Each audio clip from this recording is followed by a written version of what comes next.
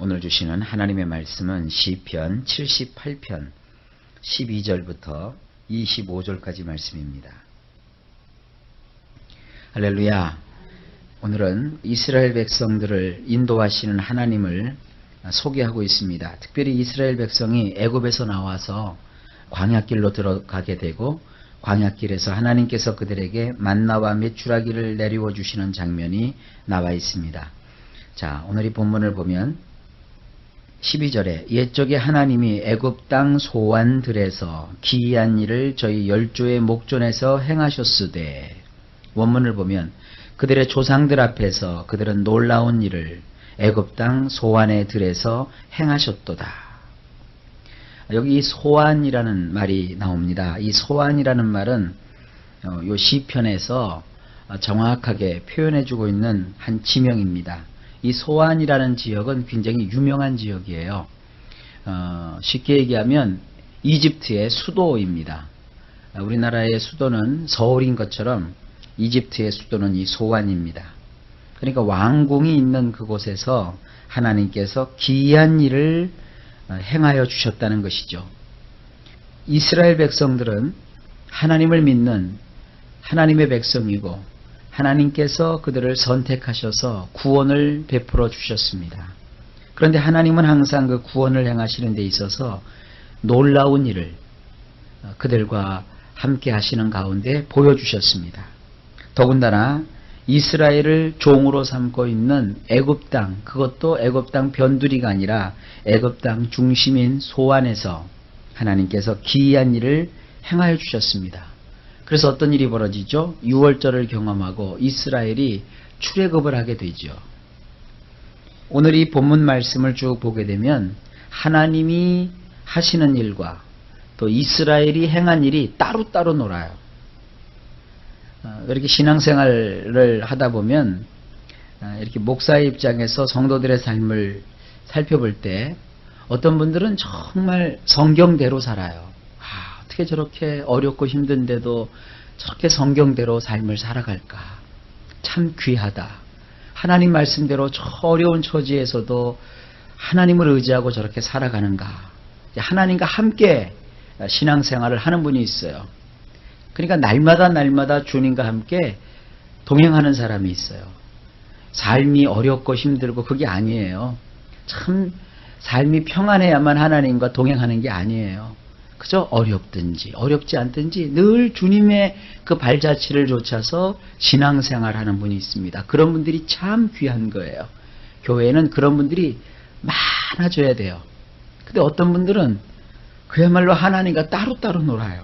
하나님이 오른쪽으로 가시면 이 사람은 왼쪽을 가고, 하나님이 올라가시면 이 사람은 내려가고, 하나님이 내려가실 때 이 사람은 올라가요. 어쩌면 그렇게 꼭 반대로 가게 되는지 모릅니다. 이스라엘 백성들이 나중에도 나오겠지만 가데스 바네아에서 두 부류가 있었어요. 여호수아와 갈렙이라는 그 사람이 있었고, 그리고 나머지 10사람들이 있었어요. 그런데 그들이 똑같이 40일 동안 가나안 땅에 들어가서 그 땅을 탐지하고 돌아와요. 근데 여호수아와 갈렙은 똑같은 땅, 똑같은 시간, 똑같은 환경에서 그 땅을 보면서 하나님을 찬양하고 하나님을 노래하고 감사를 발견을 해요. 그래서 하나님을 높여요. 그런데 10사람은 말이죠. 똑같은 땅, 똑같은 시간, 똑같은 것을 봤으면서도 입을 열어서 하나님을 원망하고 속았다는 거예요. 속았다는 거예요. 하나님이 이럴 수 있느냐는 거예요. 원망하고 불평을 해요. 자, 이것은 참 이상한 일입니다. 그런데 이상할 게 없어요. 우리도 삶을 살다 보면 거의 비슷한 일을 경험을 해요. 어떤 사람은 같은 환경 속에서도 하나님을 찬양하고 하나님을 의지하고 주님의 섭리를 기대하고 그걸 바라봐요. 그런데 어떤 사람은 같은 상황인데도 항상 하나님과는 반대 방향으로 가요. 여러분, 그것이 오늘 이스라엘 백성들이 우리에게 보여주고 있는 교훈입니다. 자, 어떤 일이 있었는가 한번 보세요. 하나님이 하시는 일입니다. 오늘 본문을 보면 하나님이 하시는 일과 이스라엘 백성들이 했던 일하는 비교를 해보세요. 12절에 하나님은 그들을 애굽 땅 소환해서 기이한 일, 놀라운 일을 행하셨다고 하셨어요. 13절에도 나와요. 저가 바다를 갈라 물을 무더기같이 서게 하시고 저희로 지나가게 하셨으며, 원문을 보면 그분은 바다를 찢으셔서 그들로 지나가게 하셨으며, 그분은 물들이 무더기를 이루어 서게 하셨도다. 이게 도대체 인간은 기대도 못했던 일을, 상상도 못했던 일을 하나님이 하셔요. 바다를 하나님이 찢으셨대요. 그리고 또 물들을 무더기로 서게 하셨대요. 그리고 14절에 낮에는 구름으로 온 밤에는 화광으로 인도하셨으며, 원문은 그분은 그들을 낮에는 구름으로 이끄셨고 밤새도록 불의 빛으로 하셨도다. 이 화광이라고 우리 성경에 되어 있는데 이것이 불화자에다가 빛광자예요. 그러니까 불의 빛으로 하셨도다. 그러니까 밤에는 하나님께서 불도 내리시고 빛도 주셨다는 거예요.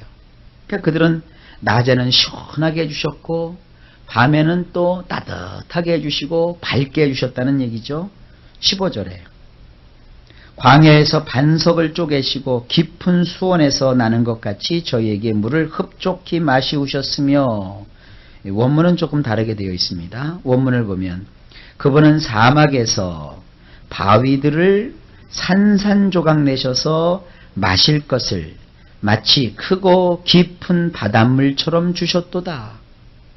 하나님께서 바위를 깨셔가지고 물을 주셨는데 물을 찔끔찔끔 주신 게 아닙니다. 세상에 바위들을 깨쳐버렸어요. 하나의 바위가 아니라 여러 개의 바위들을 하나님이 산산조각을 내셨는데 거기서 물이 터져 나왔는데요, 바닷물처럼 나왔다는 거예요. 그렇죠. 애굽에서 나온 이스라엘 백성들은 약 한 400만이 넘는 사람들인데 그 사람들이 일시에 물을 먹고 마시고 써야 되니까 바닷물처럼 물이 솟아오르게 하셨다는 거예요. 얼마나 많은 양의 물을 주셨는지 상상할 수 있습니다. 16절 또 반석에서 시내를 내사 물이 강같이 흐르게 하셨으나, 원문은 이렇습니다. 또한 그분은 바위에서 홍수처럼 범람하는 물이 나오게 하셔서 물이 강물처럼 쏟아져 내리게 하셨도다.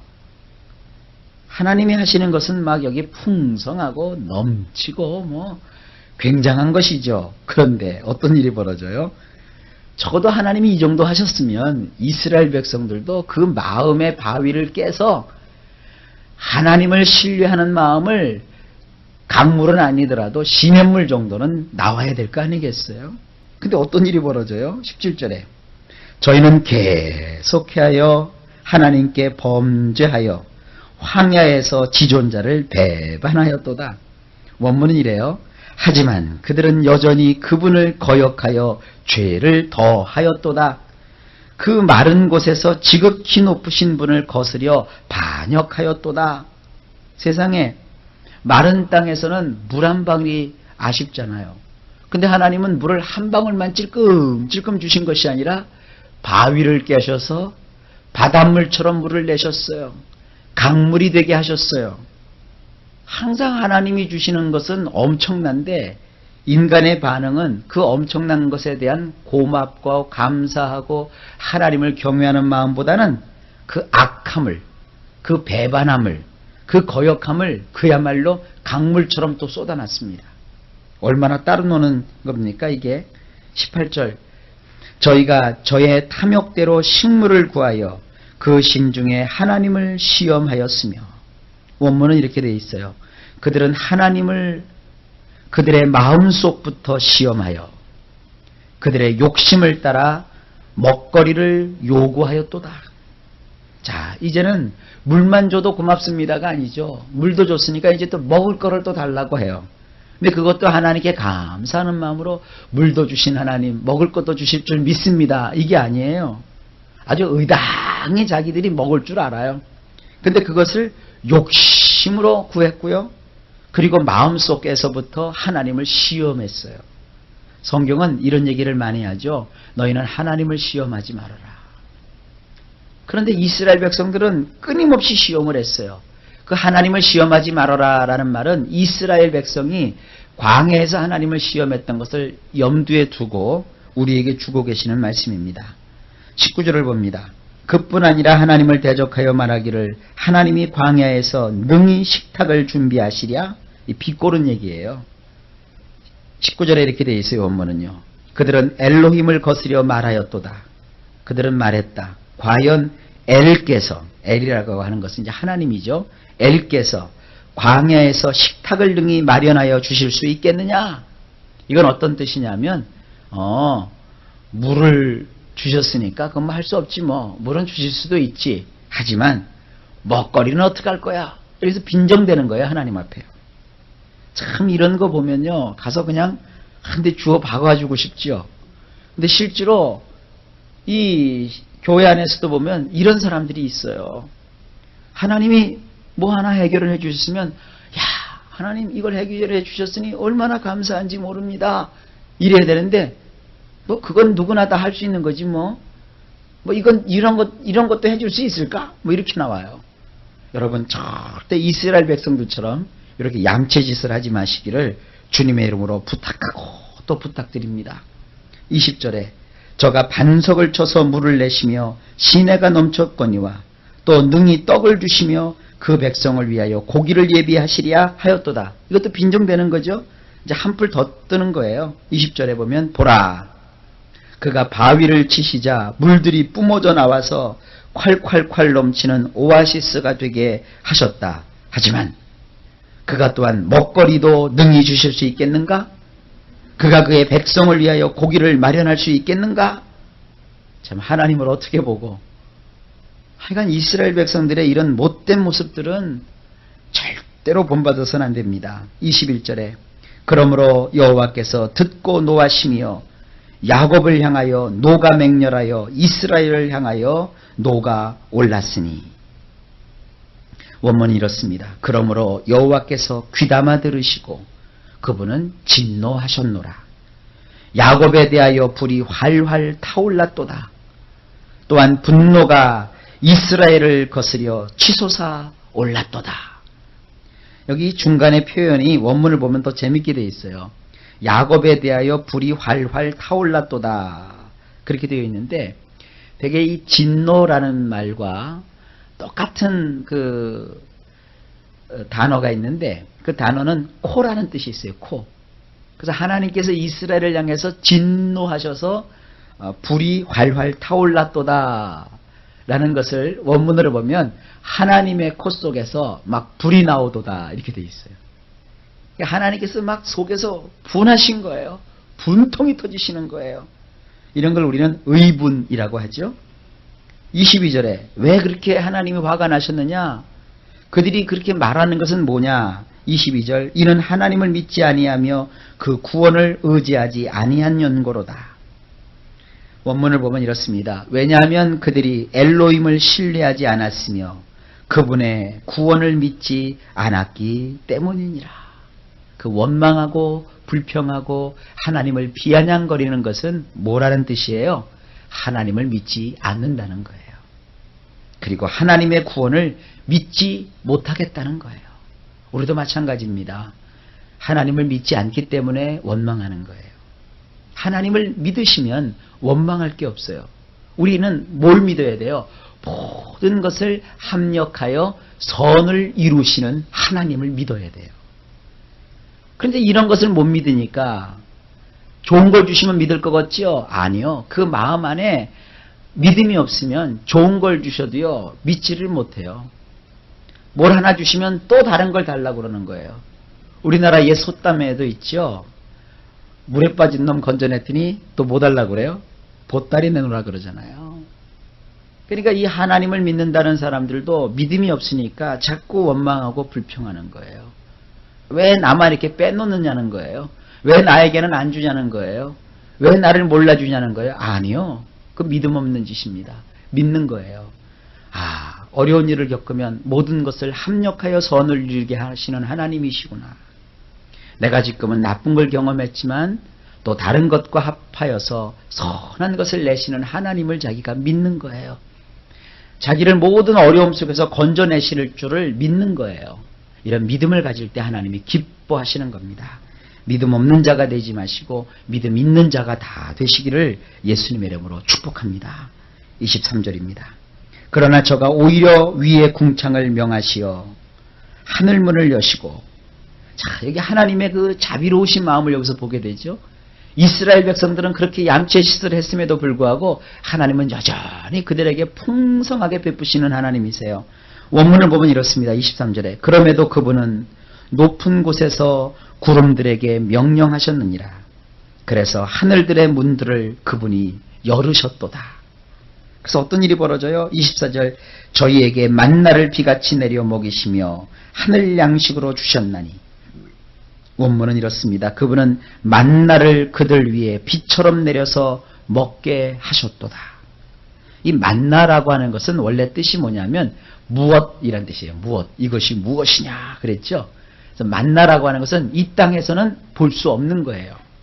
근데 하늘에 구름을 여셔가지고 하늘에서 빛처럼 하나님은 그 무엇, 그 만나를 내려서 이스라엘 백성들에게 먹게 해주셨어요. 그리고 원문에 이렇게 되어 있어요. 하늘의 곡식을 그분이 그들에게 주신 것이니라. 아하, 하늘에도 먹는 곡식이 있고 양식이 있대요. 우리는 지상에서만 무슨 음식이 나오는 줄 아는데 하늘에도 먹을 양식이 있대요. 그러면서 25절에 이렇게 되어 있습니다. 사람이 권세 있는 자의 떡을 먹으며 하나님이 식물을 충족히 주셨도다. 원문은 이렇게 되어 있어요. 권능 있는 자들의 음식을 먹다니 사람이. 그분이 음식을 그들에게 충분히 보내주셨도다. 아하, 이 만나는요, 이 표현에 의하면 이 권능 있는 자들이 누구냐면 천사들이거든요. 천사들의 음식이라는 거예요. 궁금하죠? 저는 천국 가면 그 만나를 좀 꼭 먹고 싶어요. 천사들이 먹는 그 만나를 하나님이 하늘문을 여시고 내려주신 거예요. 근데요, 성경에 보면 더 재밌는 거는 천사들이요, 그 하늘 만나보다도 구원을 받아서 하나님의 말씀을 받아서 먹고 사는 우리를 더 부러워한대요. 그러니까 지금 제가 천사들은 하늘 양식 만나를 먹고 산다는데 그거 한번 먹어보고 싶다 이 마음보다 우리가 날마다 하나님이 그 은혜 가운데서 주시는 그 말씀을 우리가 먹고 사는 거거든요. 이게 하늘 양식이잖아요. 근데 그 말씀을 먹고 사는 우리를 더 부러워한대요. 그러니까 우리는 천사들이 부러워하는 존재라는 거예요. 그럼에도 불구하고 이스라엘 백성들은 그 하늘의 양식을 먹으며 살면서도 하나님을 원망하고 불평하고 비방했단 말이에요. 조롱하고. 그것이 뭐예요? 여기 오늘 시편 78편 1절 앞부분에 보면 아삽의 마스길이라고 되어 있죠. 교훈이라는 것이죠. 여러분, 이런 교훈을 받아서 삶 속에 주님의 말씀을 온전히 세우시기를 바랍니다. 하나님은 우리가 잘못했을 때 무조건 치시고 보시는 분이 아니세요.